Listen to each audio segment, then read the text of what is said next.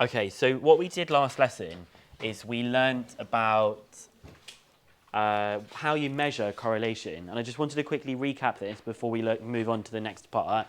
And we said that if something had a negative correlation, a perfect negative correlation, then what it would mean is that the value of R was -1. If there was no correlation at all, that means that the points were all kind of clouded like that, then the correlation would be 0, meaning that there's no relationship between the two things. And the other extreme of this is that you could have a perfect positive correlation of 1. Now, did the value of R tell us anything about the gradient of that line of best fit? Did the value of R tell us anything about the gradient of that line of best fit? No, it didn't. It just told us how close the points are to a line. And if the line has got an upward slope and they were perfectly on the line, it would be 1.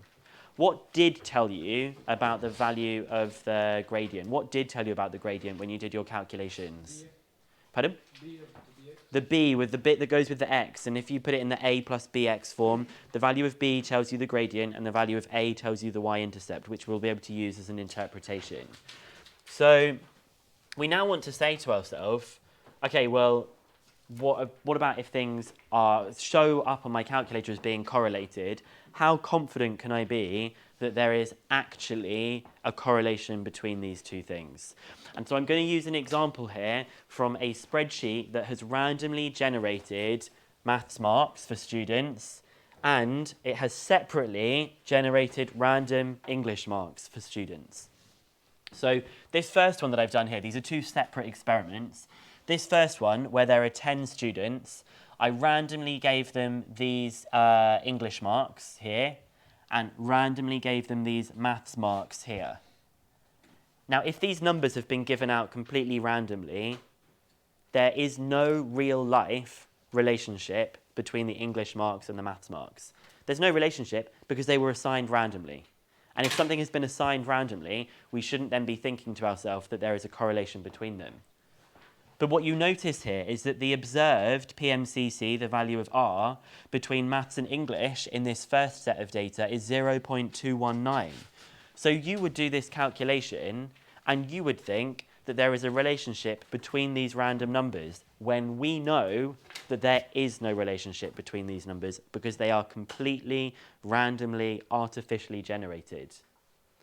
So the true PMCC between maths and English is actually 0. There should not be a statistical relationship between these two things because they are completely random. Yes? But isn't like 0.2 really small enough to say that there isn't? Exactly, and we need to find out at what point does it become small enough to be insignificant, and at what point does the value become big enough that we say that it is significant. So I've said this is because they were generated independently of each other and so have no correlation. The observed PMCC, which is the one that we have here, may vary from the true PMCC because the data is randomly sampled. Just as if we threw a fair die, we wouldn't necessarily see equal counts of each outcome. So probability has things in real life where we sometimes see things that we think are patterns, and as brains, we want to see patterns in things. That's how humans work. We see things and we want to be able to draw conclusions from them. So somebody may have plotted these points and come up with this and been like, there's a relationship. If you do well in English, you do well in maths. But in real life, we know this is all fake. We know there is no relationship because we made it completely random. And I've done another example here where I generated a different set of random results. And this time, the value of the PMCC, the value of R, was negative 0.094. So it's still pretty small, but it's negative. So it just shows when you do random things, you're going to get this kind of range of values that are not going to be very significant. Just wanted to mention a few of these things written down here in these blue boxes. So R is the PMCC of a sample. Okay, if you're taking a smaller sample of like an entire group of things. This letter here, which looks like a P, but it's not actually a P, it's actually called rho. And the way that you draw rho is you start from the bottom and you just kind of curl around. So you'll notice like normally when you do a letter P, you go down, up and around. This one you just go up and around. This is the Greek letter rho, and it's the PMCC for the entire population. So R is the test statistic and rho is the population parameter, because R is our sample and rho is our entire population that we have here. Now, the hypothesis testing for this is really quite easy and straightforward, as long as you pay special attention to this bit that we're going to discuss here, okay? So let's actually carry out a hypothesis test on whether there is a positive correlation between the English and maths marks at the 10% significance level. So our null hypothesis, and our null hypothesis will always be this, is that the correlation of the entire population is 0. We say that there is no correlation between these two things. And we're going to say here that the null hypothesis, it says let's carry out a hypothesis test on whether there is a positive correlation. So I think that rho is going to be greater than 0. The sample size, how many people did we take in that sample previously? Do you remember what it said? 10 people. Look, we've got 10 people in this sample that we took. So the sample size is 10. So to carry out this hypothesis test, what we need to do here is we need to, well, first of all, we should write down what our value of R was. Our value of R is 0.219. So our value of R is 0.219. And then we look up in the table what is a significant correlation coefficient. You've got this small table printed, but also on the back of your booklet, I've produced the thing that you get in the formula booklet. So the way that you use this is you don't look at the Spearman's coefficient, because that's for something that comes much later on. You look at the product moment correlation coefficient, or the product moment coefficient they've called it, and you look at the sample level, and then you look at the significance level. So my sample level is 10. Let's do this in a different color so I might be able to see it a bit more easily. My sample level is 10, and my significance level that I've talked about is 10%. It's one-tailed because of the fact I think it's got a positive correlation. And so all I need to do, and it's kind of tricky for me to see this from the board, is it looks like this is the value that would be significant. So this means if our R is greater, let's write it in words. If our value of R is greater than 0.4428,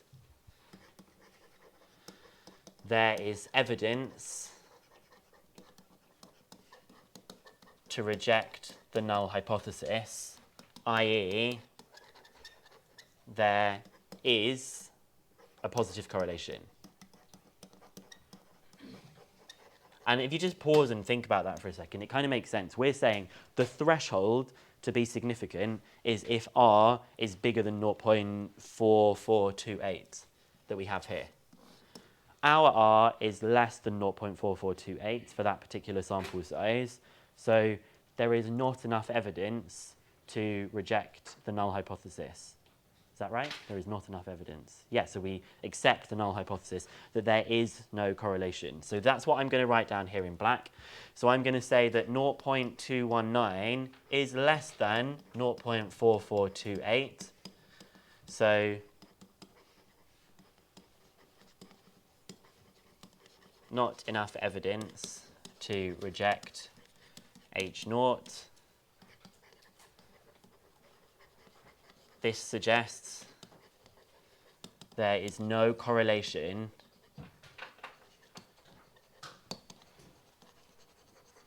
between maths and English marks.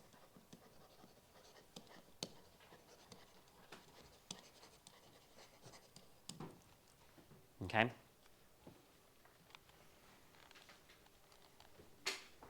Usually when we have the probability, I'm trying to think if it's different when we do it with probabilities. We want it to be 5%, we want it to be less than 5% to be significant. This one we want it to be bigger than this thing to be significant. But I don't think that should confuse you if you just kind of think about that scale from -1 to 1. We're interested in something being correlated if it's bigger than those particular values. So the extra point that I've just made here is that if we were looking at something to be negative correlation, let's just imagine that this whole thing was a negative correlation. Let's just imagine that the question now said that R was -0.219, and I was going to say that the correlation was negative. All we would need to compare instead is minus 0.219 with minus 0.4428. The note I've put down here is you just take the negative value from the table if you're looking at significance for negative correlation. And in this case here, because negative 0.299 is not bigger than it because it's this way round,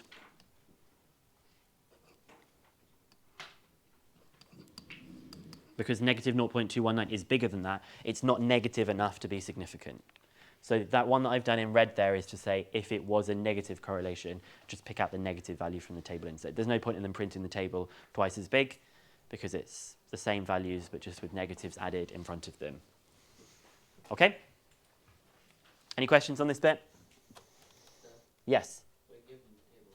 You're given the table after, you know when we used the table when we did the binomial and the cumulative, it's like towards the end and it's quite small. I think it has a page by itself, so it's not got loads of other things with it. I can give you formula books later to have a quick look at it. So the idea of a two-tailed test now. Previously we hypothesized the English and maths marks were positively correlated, but we could also test whether there was any correlation, whether there was positive or negative. So I'm going to do a different one now. I'm going to do one about a scientist taking 30 observations of the masses of two reactants in an experiment. She calculates a product moment correlation coefficient of R equals minus 0.45. So it's not possible for her to be able to take the observations of everything that could possibly happen here, of the overall population, which is rho. So she takes observations of just 30 things, and her sample correlation coefficient is minus 0.45. Obviously, we've got 30 observations that are taking place here. The scientist believes that there is no correlation between the masses of the two reactants. Test at the 10% significance level the scientists claim, stating your hypothesis clearly. So the null hypothesis is always that there is no correlation, okay? It is always no correlation for rho, and then you just interpret it slightly different afterwards. So my null is that rho is no correlation. My alternative is that rho is not zero, that there is a correlation. It's either positive or negative that we've got here. Now, our sample size is 30. And our significance level is going to be what? Is it 10% for this? Yeah, is 10%. So our significance level is going to be 5% because of the fact that it's two-tailed. So all you now have to do on your table, and I've given you these tables on the back, is you look at 30 and you look at 0.05, which is this one. So it is 0.3061. But remember, the value that we've got is minus 0.45. So we're going to have a look at negative 0.361. And what can we say about our value of R? Is it bigger than that or smaller than that? Bigger. Smaller. It's smaller than that. So we can say that our value of R, negative 0.5, is smaller than this. So does that mean that there is a correlation between them? Yes. Yes. Because this is the threshold for someone for 30 things. If you've got a correlation coefficient of more negative than 0.3, then we think there's actually a negative correlation. So now, after we've written that statement, we just say there is evidence to reject H0. This suggests the masses are correlated. Notice how I haven't said that they're negatively correlated. I've just kind of accepted the alternative hypothesis. Now I believe that we should say another sentence here. What do you think my last sentence should say?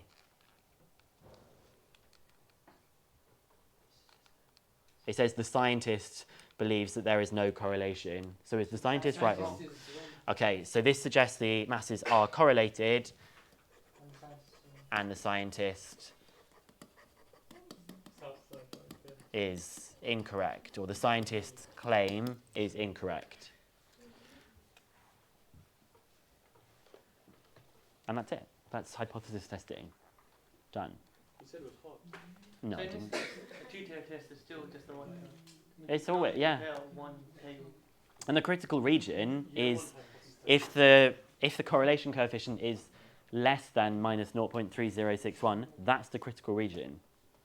And if it was for the other end, the critical region would be that the value of R is greater than 0.36. Oh, it's symmetrical, isn't it? That's why. Never mind. Yeah? Sorry, then. So I'm going to do one more. So we now just have to type this into our calculator. So we've got the daily maximum gust, X knots, and the daily maximum relative humidity, Y percentage, in Leeming for a sample of 8 days in May 2015. So we have a sample of 8 days, and part A wants us to calculate R. So, oh my gosh, I hope I remember how to do this. Can someone else do this as well to see that they get the same as me? So let's actually calculate R for this.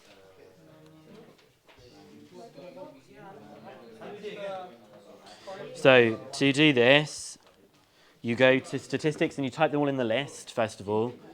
So what have we got? 31, 28, 38.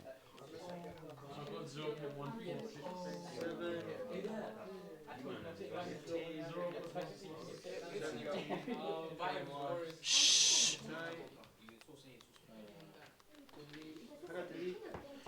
And then what do you press afterwards? I can't remember. And then it's calculate, regression, x, a plus bx.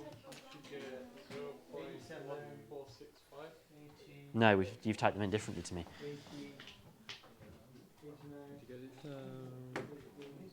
I got that, yeah. So let's compare what you've done here, Hansa. 31.99, 28.94, 38.87. Oh, okay. Either of them are fine, but we do a plus bx usually. So Hamza was the first to do it, but got it incorrect. So 0.1149. Okay, now it wants us to test at the 10% significance level where there is evidence of a positive correlation between them. State your hypotheses clearly. Now, you kind of want to just rush into the whole thing and just say yes or no, but you have to state the hypothesis. You have to say, is that it's 0, and H1 is that rho is positive correlation, so we want it to be greater than 0. Now, you have to look up in your table, what is the significance level for a sample of 8 and 10%. So sample of 8 and 10%. 0.5067. Sample of 8 and 10%. 0.5067.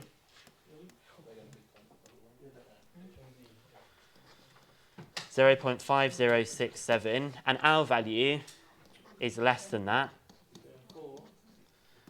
So no evidence to reject H naught. This suggests there is no correlation between daily maximum gust and relative humidity. Because it's not significant. Like, the correlation isn't strong enough for it to be significant. The way I'm thinking about it is so the value Rayhan, you get, quiet. Yes. what you calculate is less than that. Yeah. You reject. No, you don't reject. There's no enough evidence to reject. Yeah, because it's telling you this strength, this is how strong it needs to be correlated to be significant. Oh, okay. And it needs to be stronger than that to be significant. If it's weaker than that, it's just probably random that it does a correlation. Okay, it's like an anomaly or something. It just happens to be random. Oh, okay. There's just a random amount of correlation. Sorry guys, nearly there. One thing I want to point out is this is just testing linear correlation. Okay, this is just testing linear correlation. There might be a little part C or part D of the question that says, Yeah, why is a model not suitable? And you could say, well, actually, it doesn't appear to fit a linear correlation, so maybe you could try an exponential relationship. Maybe you could try a logarithmic relationship. Just because two things do not have a linear correlation, it does not mean that they are not related to each other. They still could have a relationship, it just might not be a linear relationship. So it's important, those are the little like extra parts that they give you at the end to think, okay, well, maybe what we should say here, I don't think a linear relationship is very good. I think maybe I should explore either a different relationship or they're just not related to each other, okay? But in real life, we're interested to find out, are things connected? Because that's what we're always trying to do. We're trying to search for meaning in things. We want to see what things, what means, like what does stuff mean? So you can either do exercise 1C, or I'll come back to this slide in a second. I think what we're probably ready to do, though, is to have a look at the exam questions that come in the rest of this booklet because of how straightforward this is. So I've taken this exam question that we've got here, which I'm actually just going to grab the mark scheme so that if you look back at this, you've still got it.